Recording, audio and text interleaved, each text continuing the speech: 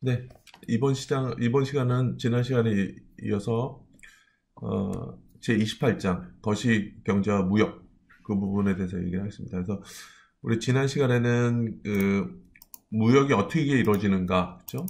그래서 뭐, 우리가 절대 우위, 비교 우위를 했었고, 비교 우위에 의해서 일단은 분업의 결정이 좀 되는데, 그보다 더 중요한 거는, 비교 우위에서, 그러니까 기회비용 해서, 비교를 해서 기업비용이 적은 거를 선택한다. 그래서 분업이 이루어지는데 그거와 더불어서 시장에 있어서 가격이 분업을 하게끔 가격이 어느 정도 어, 설정이 돼야지 이제 분업이 이루어진다. 그런 얘기를 했었죠. 그래서 이제 이번 시간에는 이제 무역 관련해서 뭐 경상수지, 금융수지 이 부분에 대해서 먼저 하겠습니다. 그래서 이 보면은 일단은 2015년에 미국의 수입은 총 2조 7천억 불 정도 됐는데 이 중에서 한 5천억 불 정도가 중국으로부터 수입됐다 그죠? 수입은 한 5천억 불 정도 됐는데 반대로 미국이 수출한 거는 1,600억 정도밖에 안 된다. 그래서 미국 입장에서는 대중 중국으로 했을 때 수입이 훨씬 이제 수출보다 컸죠. 그죠? 우리가 소위 말하는 y는 c 플러스 i 플러스 g 플러스 nx 있었잖아요. 그죠? 그랬을 때 이 nx 부분이 순수출 부분이 마이너스로 상당히 컸다 이런 얘기죠. 그죠? 그래서 이것이 무엇을 의미하는가? 뭐 그러니까 순수출이 마이너스다. 그죠? 적자를 냈다. 이렇게 하지만은 보다 중요한 질문은 뭐냐면은 이것에 대해서 우리가 걱정을 해야만 하는가? 이게 사실은 미국 입장에서는 걱정할 필요 없죠. 근데 한국 입장에서는 사실 걱정해야 돼요. 왜냐면은 적자라는 것은 우리가 알다시피 이제 수출이 수입보다 적다는 얘기잖아요. 그렇죠? 그렇죠. 어, 수출이 수입보다 적다는 얘기는 뭐예요? 우리 해외에 지불해야 된다는 얘기죠. 해외에 지불할 금액이 늘어난다는 얘기죠. 그렇죠? 그러니까 우리 한국 같은 경우는 어떻게 되냐면은 이렇게 이제 무역 수지 적자 나면은 해외에 달러를 계속 줘야 되는 거죠. 계속 지속적으로 적자되면 어떻게 돼요? 그 대외 그 대금을 달러로 결제해야 되는데 계속 달러를 밖에다 지출하다 보면은 외환보유고가 고갈되죠. 그렇죠? 그래서 한국 원화가 우리나라 쓰는 원화가 기축통화라는 건 뭐냐면은 전 세계에서 유통되는 통화죠. 거래되는 통화가 아니기 때문에 원화는 그래서 달러가 다 해외 계속 나가다 보면 달러가 고갈되다 보면은 외환 위기를 겪죠. 외환 보유가 없을 경우. 그래서 우리나라 같은 경우는 상당히 이게 이제 무역 수지 적자가 나면은 상당히 문제가 돼가지고 지속적으로 적자가 나면은 그래서 외환 위기를 겪을 수도 있는데 미국 같은 경우는 어떻게 되냐면요. 미국은 달러가 기축통화예요. 그래서 계속 적자 나더라도 해외에다 그냥 적자 나면 그냥 달러 계속 지불하면 되는 거죠. 달러 모자라면은 새로 만들어내면 되죠. 발행하면. 그러니까 미국 입장에서는 별로 아주 큰 문제가 되지 않을 수 있어요. 그러니까 우리가 본 것처럼 미국 같은 경우는 80년대 이후로부터 그냥 계속 수입이 수출보다 많았잖아요. 그렇죠? 그래도 미국이 계속 살아남을 수 있었던 거는 미국 달러가 기축통화이기 때문에 모자라는 만큼 찍어낼 수 있기 때문에 그랬다는 얘기죠. 어, 그런데, 사실 그 측면에서 물어본 게 아니라요. 그러니까 수입이 더 많은 게 문제냐. 그러니까 외환보유고적인 문제를 벗어나서는 그렇게 문제가 안 될 수도 있다는 얘기죠. 수입이 많다는 얘기는 그래도 저렴하게 좋은 양질의 물건들을 저렴하게 수입할 수 있기 때문에 소비자 입장에서 좋아질 수 있거든요. 그런 얘기를 하는 거죠. 자, 그럼 경상수지가 무엇이냐? 경상수지는 우리 초반에 소개했을 때 무역수지가 있고요. 그 다음에 이제 요소 수출이 있고, 그 다음에 이전 수지가 있거든요. 무역수지라는 건 수출입 통해서 나타나는 거고, 요소수지라는 것은 말 그대로 요소 있죠. 자본 사용에 대한 대가라든지, 그죠? 배당이라든지, 그죠? 그러니까 주식에 투자했을 때 배당금 받고, 그 다음에 여기서 외국인 노동자가 우리나라 와서 이렇게 하다 보면 돈을 벌잖아요. 그죠? 돈을 벌고 이렇게 돌아가는 거, 그런 것도 이제 해당이 될 수도 있고, 이런 이제 여러 가지, 그러니까 말 그대로 뭐, 노동에 대한 대가, 또는 부동산을 가지고 있을 때 부동산에 대한 대가, 임대료 같은 거 이렇게 된다 그러면, 이런 것들이 이 요소 수지에 다 들어가는 거, 이전 수지에 얘는 뭐라 했죠? 원조라 그랬죠, 원조. 그래서 우리나라가 해외에서 어떤 재해가 발생했을 때 우리나라가 돈을 주거나 또는 이제 송금하는 거 있죠. 해외에 있는 가족이 한국에 송금하거나 한국에 있는 가족이 해외에 송금하거나 이런 거는 이전 수지가 될 수 있는 거죠. 그런 거 합친 거를 이제 경상수지라 그러는 거죠. 그래서 처음에는 경상수지의 하나의 요소인 순수출에 대해서 얘기를 하는 거죠. 그러니까 Y는 C 플러스 I 플러스 G 플러스 NX 할 때 그 NX 그죠? 순수출 또는 무역수지는 수출에서 수입을 차감한 것으로 정의된다. 그죠? NX라는 것은 수출에서 수입을 뺀 거다. 그죠? 그래서 무역수지가 양일 경우 우리는 무역수지 흑자다. 그죠? 수출이 수입보다 많은 경우죠. 수출이 수입보다 많은 경우를 무역수지 흑자라고 알고 있고요. 음일 경우, 마이너스일 경우 무역수지 적자라고 얘기한다. 그죠? 알겠죠? 그래서 미국 같은 경우는 여기 보면 이제 이게 수입이었고 수출이었고 그래서 1980년대 이후로 지속적으로 무역 수지가 적자였죠. 적자. 그렇죠? 그러니까 해외에 지불하는 돈이 더 많아지는 거죠. 그렇죠?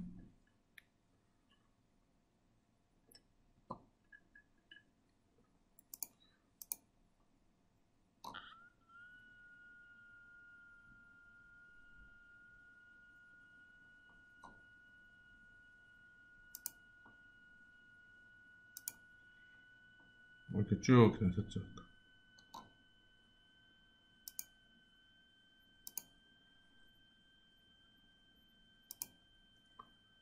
그래도 계속 지속적으로 무역 수지 적자라는 거는 그대로 있었고요. 자, 그러면은 자, 이제 국제회계제도에 대해서 얘기를 하면요. 국제회계제도는 이제 주거의 개념에서 주거의 개념만 기초한다는 얘기죠. 그래서 하나는 뭐냐면은 외국인으로 받는 소득 기준 수입이 있고요. 외국인에게 지불하는 소득 기준 지출이 있고요. 그렇죠? 그래서 소득 기준 수입을 보면요. 외국인으로 받는 거, 국내로 들어오는 거죠. 그렇죠? 그러니까 외국인에 판매하는 재화와 서비스로부터 발생하는 소득의 수치, 이걸 수출이라고 그러죠. 그러니까 수출하면은 돈이 들어오죠. 이런 수출의 개념이 있고, 그다음에 국내 거주민들이 해외 보유한 자산으로부터 발생하는 소득의 수치, 이런 거는 요소 수입이라고 그러는 거죠. 그렇죠? 보유한 자산으로부터 받는 거죠. 그렇죠?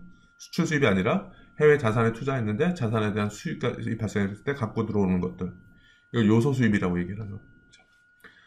그다음에 해외 또는 해외 거주 개인 또는 해외 정부로부터 받는 이전 소득 수치, 이런 걸 이전 수입이라고 얘기하는데, 이전 소득이 뭐라 했죠? 그냥 대가 없이 그냥 받는 거죠. 1번과 2번 같은 경우는 대가로 받는 거죠. 첫 번째는 물건을 수출하고 돈을 받는 거죠. 그렇죠? 2번 같은 경우는 해외 자산을 투자했는데 자산에 대한 수익을 받는 거죠. 그렇죠? 근데 세 번째는 대가 없이 그냥 들어오는 거죠. 이런 걸 이전 수입이라 얘기를 하는 거죠. 뭐 지출하는 것도 반대로 있죠. 그러니까 해외 지불하는 돈, 재화에 대한 서비스, 그러니까 수입하면은 수입에 대한 대가를 해외에다 지불하는 거죠. 그렇죠?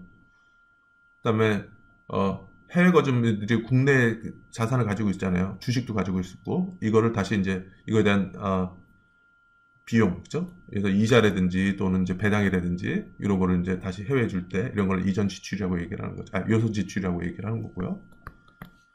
그다음에 이제 해외 거주 개인 또는 해외 정부에게 돈을 주는 거, 대가 없이, 그죠? 이런 거를 이전 지출이라고 하는 거죠. 그러니까 경상수지라는 것은 무역 수지가 있고 요소 수지가 있고 그다음에 이전 수지가 있구나, 세 개 합이구나, 그죠? 이렇게 이해하면 되는 거죠. 그래서 순수출, 순요소 수입, 순이전 수입, 이거 합을 경상수지라 얘기를 하는 거죠. 자, 그래서 경상수지는 재화와 서비스의 제공, 그죠? 이거 뭐라 그랬죠? 이거는 무역수지. 그다음에 요소의 제공, 그죠? 요소라는 게 뭐예요? 자본이라든지, 그러니까 뭐 노동이라든지, 그죠? 이런 거한테 대가로 주는 거, 그 다음에 이전이라는 것은 말 그대로 원조라든지 그냥 대가 없이 주는 거죠. 이런 순수입에 합한 것이다. 그죠? 그래서 경상수지라는 것은 순수출 부분과 순요소 수입 부분과 순이전 수입, 그죠? 이렇게 되는 것이다. 그래서 미국 보면은 이렇게 여기 무역수지, 순수출, 그죠? 요소지출, 이전지출 이렇게 되면 되는 거죠. 그죠? 경상수지 적자의 결과는 무엇인가?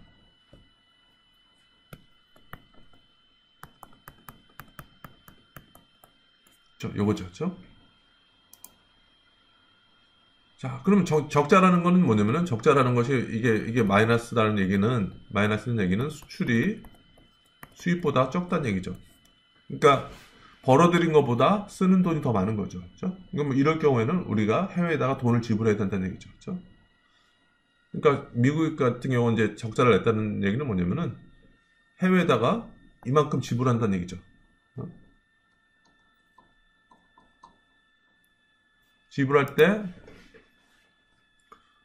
지불할 경우에는, 그러니까 적자가 났다는 얘기는, 그러니까 적자가 났다는 얘기는 뭐냐면 수입이 수입출보다 많기 때문에 그 차이만큼을 우리가 해외에다가 돈을 주는 거죠. 근데 미국 입장에서는 해외에다 줄 때 돈을 주는 거죠. 그렇죠? 그래서 그러면 그러니까 미국이 적자라는 얘기는, 자, 미국에서 해외에다가 돈을 준다는 얘기죠. 해외에다가 달러로 지불한다는 얘기죠. 그렇죠? 자, 그러면은 해외 사람들이 이 달러를 받아가지고 뭐를 하냐 이거죠. 그래서 외국인들이 이 달러 가지고 뭐냐면 외국인들이 미래에 미국 재화와 서비스를 구매해서 교환될 수 있는 미국 자산을 구매할 수 있도록 만든다는 얘기죠. 그러니까 이래서 이런 거죠. 그러니까 그래서 수출을 했죠. 미국에다가 중국이 노트북을 수출하면은 미국은 중국에다 돈을 주겠죠. 그렇죠? 채권이, 그러니까 이렇게 해서 돈을 벌었는데, 돈을 버는 거, 얘네는 달러를 이렇게 줄 수가 있는데, 그죠? 그러니까 중국이 미국에다가 노트북 수출했죠. 근데 이 대가로 미국이 중국에다 천불을 줬어요. 그러면 이 중국에서 이 천불을 가지고 뭘 하냐? 벌어들인 천불 가지고 뭐 하냐 이거죠. 이 천불 가지고 지금 같은 경우는 이제 국채를 살 수 있고요. 국채 매입을 할 수 있고, 또는 미국 부동산, 미국 자산 같은 것도 구입할 수 있고요. 그죠? 제가 좀 사례를 한번 제가 그림을 그려볼게요. 미국 말고 현대자동차라고 한번 해볼게요. 현대자동차.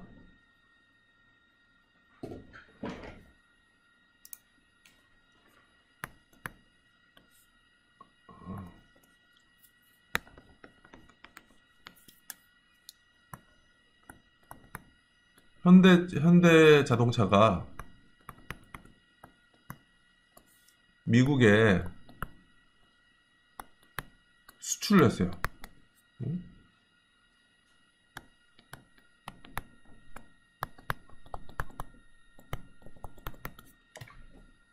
자동차를 100불어치 자동차를 수출하면은 미국이 현대차에다가 100불을 주겠죠. 그렇죠? 미국이 이렇게 100불을 주겠죠. 그렇죠? 그러니까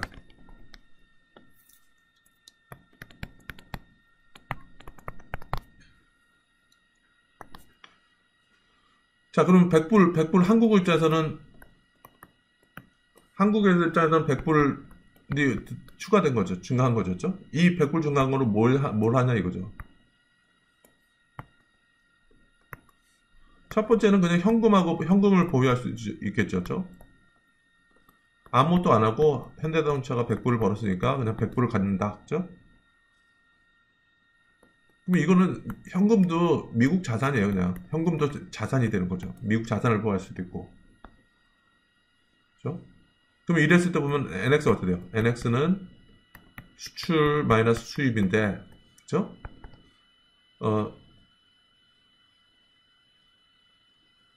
수출이 100이었죠. 그죠? 그다음에 수입은 0이었죠. 그러니까 NX가 100이 됐죠. 그렇죠? 그다음에 한국의 입장에서는 어떻게 되죠? 미국 자산을 가지고 있으니까 순자본 유출이 한국에서 미국으로 한 거잖아요. 그렇죠? 한국에서 미국으로 투자한 돈이 있잖아요. 그렇죠? 이것이 100불이 늘어났죠. 그렇죠? 미국 자산을 100불 하니까. 그렇죠?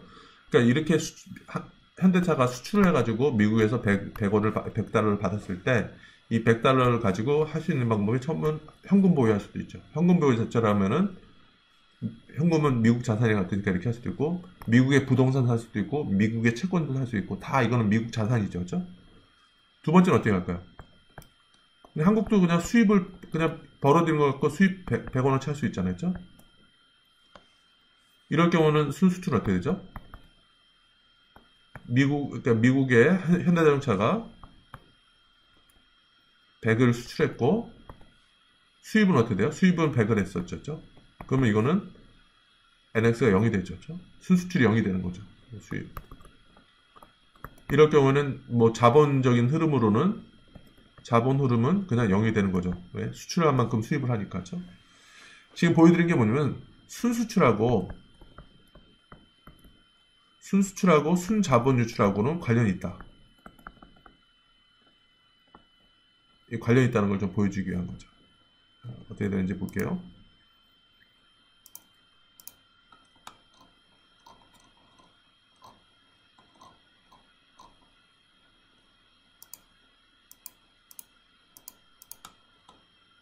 이거 지금까지 했던 게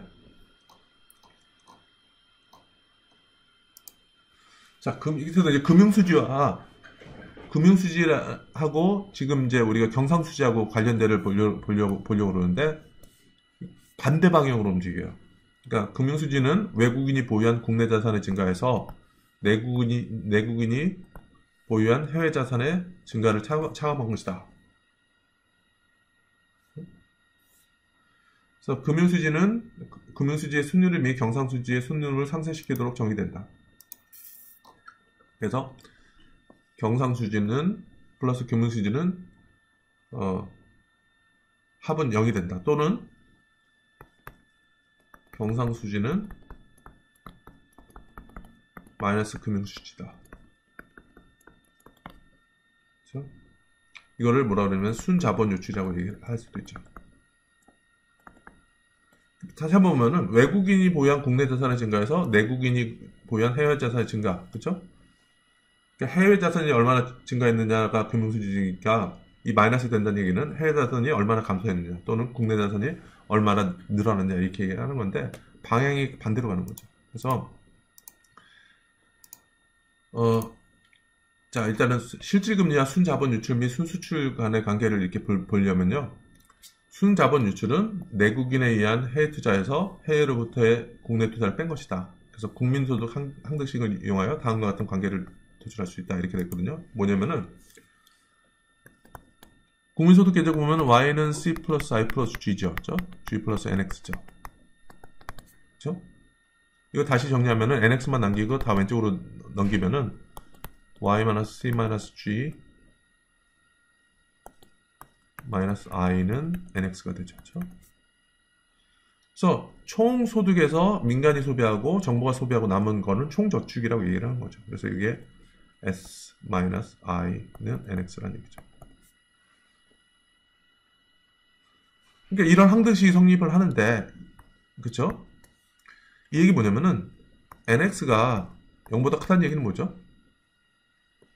이게 항등식이니까 S가 I보다 크다는 얘기죠. 그쵸? 그러니까 순수출이 플러스일 경우는 저축이 투자보다 많아져가지고, 남는 돈은 어떻게 돼요? 남는 돈은 해외 투자한다는 얘기죠. 해외 투자한다는 얘기는 순자본 유출이 일어난다는 얘기죠. 돈이 밖으로 나간다는 얘기죠. 자, 그러면 어떻게 되냐면, 그러면은, 실질금리가 상승하면 어떻게 될까요? 실질금리가 상승한다는 얘기는 뭐냐면은, 국내 자산에 대한 매력도가 늘어나죠.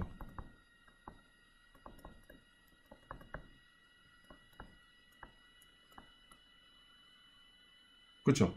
왜냐면은 실질 금리가 상승한다는 얘기는 뭐냐면 국내 자산에 대한 매력도가 늘어나죠. 그럼 해외에 있는 돈들이 국내에 많이 들어오고 국내에 있는 돈들도 해외에 안 나가려고 그럴 거란 말이죠.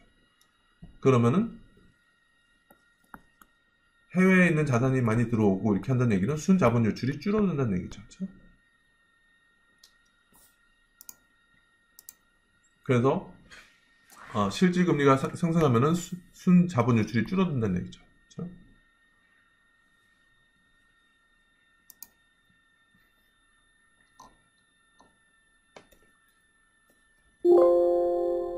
자, 이거는 뒤 시간에 이제 그 마지막 챕터에서 얘기를 할 텐데,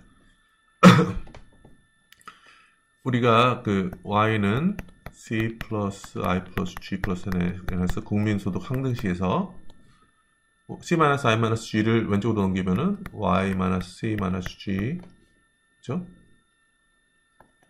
마이너스 i는 nx다, 그죠?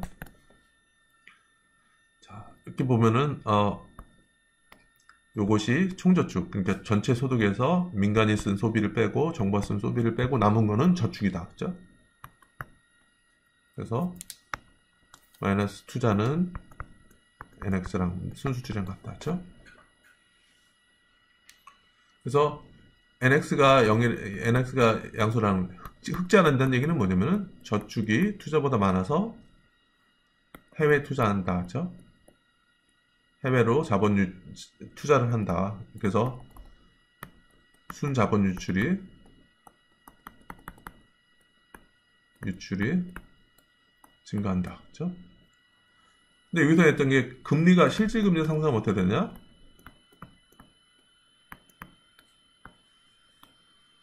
자, 실질 금리가 상승하면은 자본 유출을 따졌을 때는, 그러니까 국내 자산의 국내 자산은 매력도가 늘어난다. 그죠? 국내 자산에 투자할 경우 높은 수익을 준다더라. 이러니까, 그죠? 해외 자금이 국내 유입이 늘어나겠죠. 그죠? 그 다음에 국내 자금이 해외로 가는 거는 줄어들겠죠. 왜냐면 국내 자산에 대한 수익률이 높아지니까. 그죠? 그러면은 어떻게 되겠어요? 순자본 유출이 줄어들겠죠. 그렇죠? 그래서 다시 말하면은 그러면은 이것이 순자본 유출이랑 같다고 얘기를 했잖아요. 자, 그러면은 우리가 이게 뭐냐면은 금리가 올라가면은 실질 금리가 올라가면은 순자본 유출이 줄어든다고 그랬죠. 그러면 우리가 순수출도 감소해야 되죠. 그렇죠? 그럼 어떻게 순수출이 감소하죠? 실질 금리가 올라가면요. 국내 화폐에 대한 수요가 늘어나요. 화폐라고, 그죠? 국내 화폐에 대한 수요가 늘어나요. 그죠? 그래서 국내 통화가 가치가 상승을 해요. 국내 통화 가치가 상승하면은 수출이 줄어들고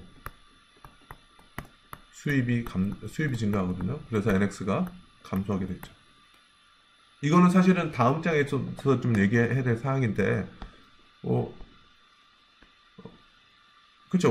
우리나라 이렇게 나중에 다음 시간에 얘기를 하겠지만은 우리나라 통화가 강세가 되면은 수출이 감소하고 순수출이 감소한다. 뭐 이런 얘기를 하거든요. 그러니까 이렇게 우리나라 통화의 가치를 상승시키는 이유 중에 하나가 또 실질금리가 되는 거죠. 그래서 순자본 유출과 이제 순수출 간의 관계는 이렇게 돼 있던데, 금리가 상승하면은 순자본 유출이 줄어든다. 결국 이래서 순수출도 같이 이렇게 줄어든다는 얘기죠.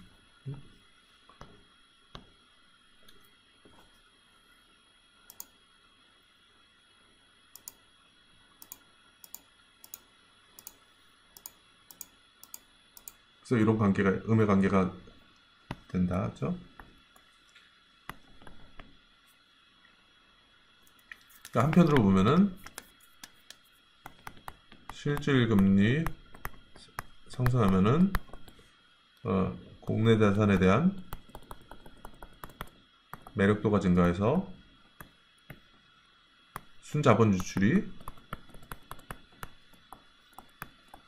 감소한다. 그죠? 근데 우리가 봤던 거는 NX는 순자본 유출이랑 같으니까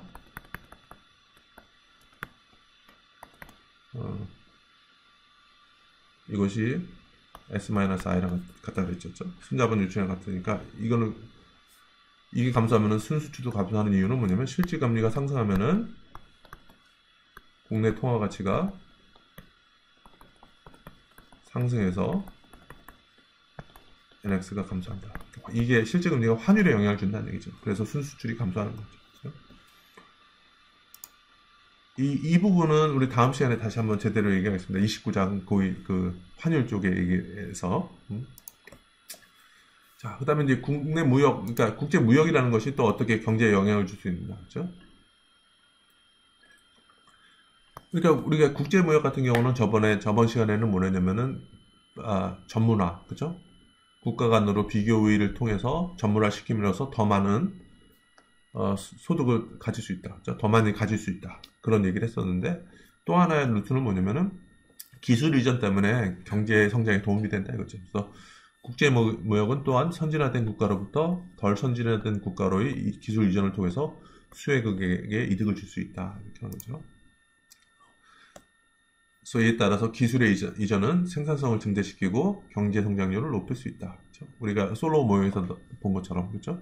기술이라는 것이 경제 성장에 상당히 큰 요소다 이렇게 얘기를 했던 거죠. 그렇죠? 중국의 사례를 살펴보자. 그렇죠?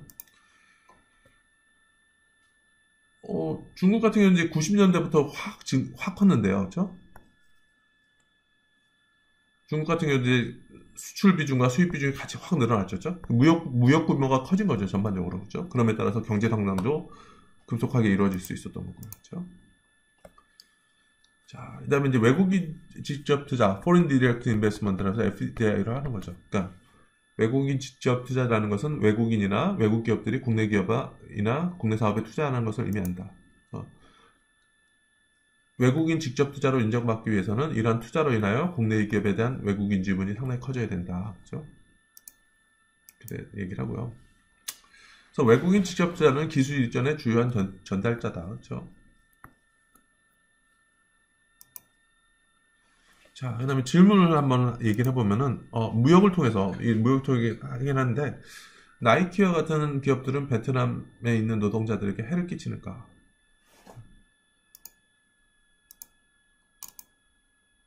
자, 사회 어떻게 되면은, 그 나이키 제품을 제조하는 공장의 비숙련 노동자들은 열악한 환경에서 일당 4달러, 5달러를 버는 거죠. 근데 사실 미국에서 그러니까 만약에 나이키 공장이 미국에 있다면은 그 사람들은 거의 4, 50불, 그러니까 시간당 이거보다 훨씬 더 높은 임금을 받겠죠. 환경도 좋고.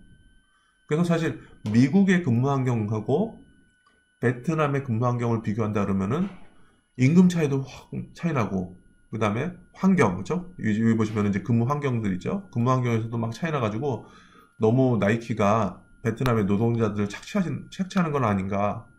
자, 이렇게 생각할 수도 있는데, 사실은 이거는 베트남의 다른 상황과 비교를 해야지, 베트남에 있는 A라는 작업장과 B 작업장을 비교를 해야지, 미국에 있는 나이키, 그 다음에 베트남에 있는 나이키를 비교하는 거는 좀 무리가 있다는 얘기를 하는 거죠. 그래서 여기서 얘기하는 건 뭐냐면은, 이렇게 보면은, 얼핏 보면은 착취당하는 것 같은데, 일당 4, 5불 이렇게 되는 거는, 근데 미국 같은 경우는 4, 50불 번다고 예를 들면은, 그러면은 10분의 1 정도의 월급밖에 안 주는 건데, 일당 안 주는 건데, 환경도 안 좋고 되게 착취하는 거 아니냐, 이렇게 생각할 수 있는데, 이 농장에서 근무하는 베트남 비숙련 노동자들은 비슷한 환경에서 일당 1불에서 3불 번다는 얘기죠. 그죠? 미국의 경우 비숙련 노동자들은 일단 50달러 이상을 번다. 그죠? 그러니까 미국과 비교하지 말고 이 나이키가 제공하는 이 일자리가 비슷한 환경에서 베트남의 다른 일자리와 어떤가를 비교하는 거죠. 그렇죠? 그러니까 요거랑 비교한다 그러면 요게 조금 더 나을 수도 있다. 그렇죠? 이렇게 생각할 수도 있는 거죠. 그렇죠? 그다음에 여기서는 이제 1인당 GDP와 연소 근로자의 비율, 그러니까 일을 하고 있는 7에서 14세 어린이의 비율로 봤을 때 보면은 이제 1인당 GDP가 올라갈수록 이제 연수자 근무 비율이 줄어든다는 얘기죠. 어쨌든 간에 이런 이 질문이 좀 어려울 것 같긴 하지만은 나이키와 같은 기업들은 베트남에 있는 노동자를 해를 끼치는가 했을 때 보면은 운동화를 만드는 베트남 노동자들은 매우 낮은 임금을 받고 열악한 환경에서 근무를 하고 있다. 그러나 차선의 선택, 대안이라는 거죠, 대안. 그죠? 다른 걸 생각했을 때 농장에서 근무하는 것은 더욱 열악한 것으로 보인다. 그러니까 사실 보면은 같은 베트남에서 A라는 직장과 B 직장을 비교했을 때 보면 나이키가 그렇게 나쁘게 주는 건 아니다 이거죠. 그렇죠? 실제로 이제 제 제자 중에 한 명이 이제 그 베트남 학생이었는데 대학원에서 이제 저한테 논문 지도를 받고 베트남으로 돌아갔어요. 그래서 베트남에서 좋은 직장을 받았는데 그러니까 우리나라로 따지면은 이제 KDI 같은 데거든요. 한국개발연구원이라고 해서 상당히 좀 우리나라에서 유명한 정책기관이죠. 근데 그 친구는 이제 베트남 사람이기 때문에 베트남 돌아갔는데 거기 베트남 사회과학원이라는 데요. 그러니까 우리나라로 따지면 한국개발연구원 KDI랑 비슷한데 제가 물어봤어요. 이 친구한테 한국에서 유학해서 박사 받고 다시 베트남 들어갔는데 월급이 어느 정도 되느냐? 근데 이제 그 친구도 이제 그 한국에 오래 있었기 때문에 한국말을 좀 하거든요. 근데 그 친구가 얘기했던 게 45만 원이요. 월급이 베트남에서 박사를 받고 갔는데 45만 원이에요. 근데 지금 KDI 같은 경우는 우리 한국개발연구원 같은 경우는 신입 박사들 연봉이 한 7천만 원 정도 됐거든요. 그러면 월급으로 따지면은 한 600만 원 가까이 되죠. 그러니까 600만 원 우리나라에서 박사급 자리를 잡으면은 월급이 한 600만 원 정도 되는데 베트남에서 그 좋은 직장에 갔는데도 한 45만 원이잖아요. 그렇죠? 그러니까 나라별로 봤을 때 보면 소득 차이가 많이 나는 것처럼 보이긴 하죠. 그렇죠? 그런데 그 나라 환경 하에서 비교해 보면 45만 원도 많이 받는 것이 있거든요. 그러니까 이렇게 좀 비교해 본다 그러면은 그렇게 나쁜 것도 아니다 이렇게 할 수도 있죠. 그렇죠?